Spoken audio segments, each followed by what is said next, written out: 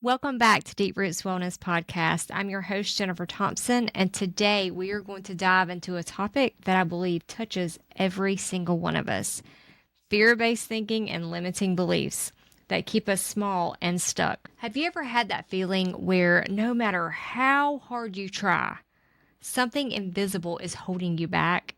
I know I have. Maybe it's fear of failure. Maybe it's that quiet voice that says, "Who am I to dream that big?" What if I told you that most of those walls in your life, they're not real? They're just stories. Stories that you inherited, or stories that you've been repeating, or stories that can be rewritten. Today's episode is going to be an empowering one. We'll unpack fear. We'll talk about the science of how it literally rewires the brain and body. And I'll share proven tools to break through those mental blocks. And we'll also explore how society uses fear to keep us small and how we can rise above it. Get ready, you may want to take some notes. Okay, so let's start with fear.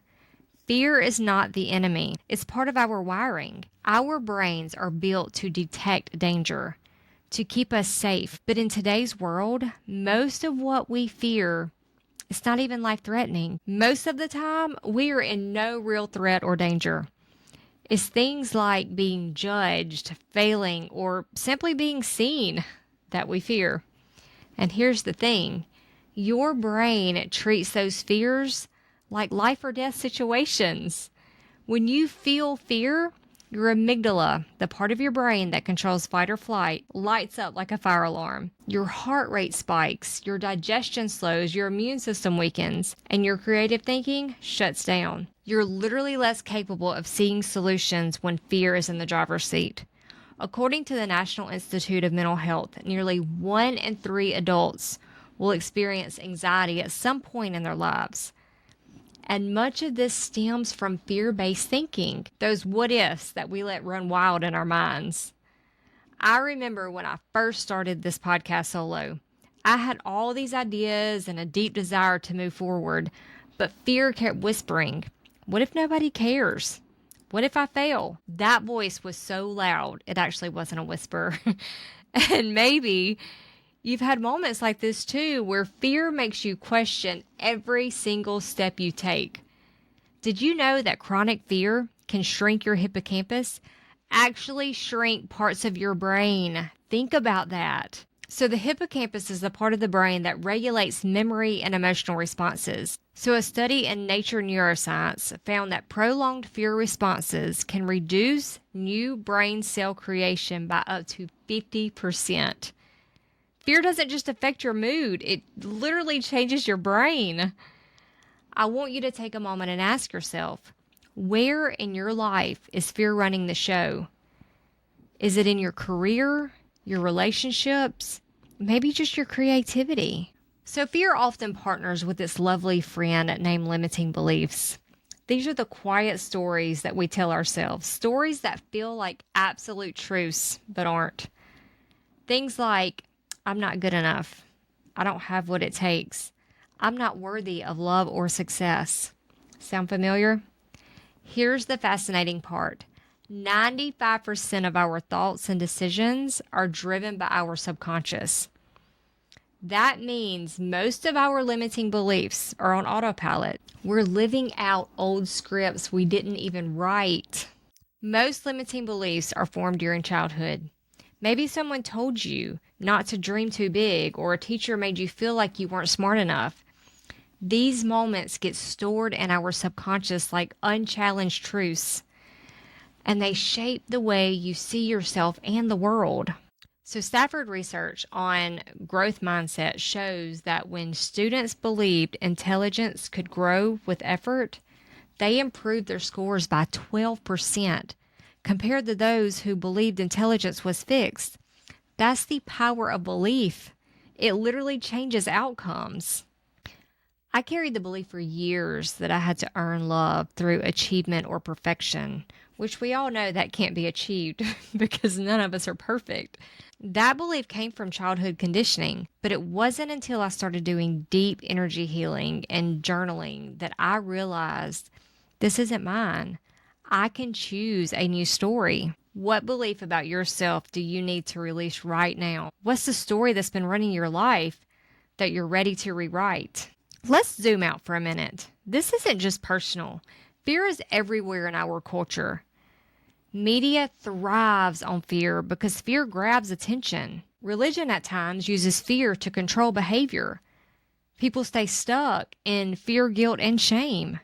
Even school systems teach us to fear failure instead of embracing it as part of our learning. Now listen to this. If you don't hear anything else, I want you to hear this. A study found that just 3 minutes of exposure to negative news can increase your anxiety levels by 30%. You heard that right. 30% with just 3 minutes. Think about how much news most people watch. Way more than 3 minutes. Fear literally sells, and we consume it every single day. This just goes to show how important it is. What we feed ourselves, what we feed our minds. But what would happen if we stopped feeding fear? What if you unplugged from the noise and decided to rewrite your own narrative? You ready for the good news? You are not stuck with fear. Your brain can be rewired. Neuroplasticity research shows that every time you choose a new thought or a new brave action, you're building new neural pathways. So let's look at some practical tools to help you overcome fear and limiting beliefs and rewire your brain. Step 1 is awareness. Start by naming the fear. Fear thrives in dark, but loses power when you bring it into the light. Write down your fears. Speak them out loud. Number 2, reframing. Instead of asking, what if I fail? Try asking, what if I succeed beyond my wildest dreams? Number 3, energy healing. Methods like the emotion code or EFT tapping have been shown to lower cortisol levels by 24% in just the first session. These techniques work because they release the trapped energy behind the belief, not just the thought itself. And next we have visualization. Dr. Joseph Dispenza's research shows that your brain doesn't distinguish between imagined experiences and real ones. So visualizing success activates the same neural pathways as living it. Spend 5 minutes every day picturing the version of you that's fearless. This is why they tell you to imagine the person you want to be. Feel how it would feel to be them. Again, your brain doesn't know the difference between imagined and real experiences. So finally, we have meditation.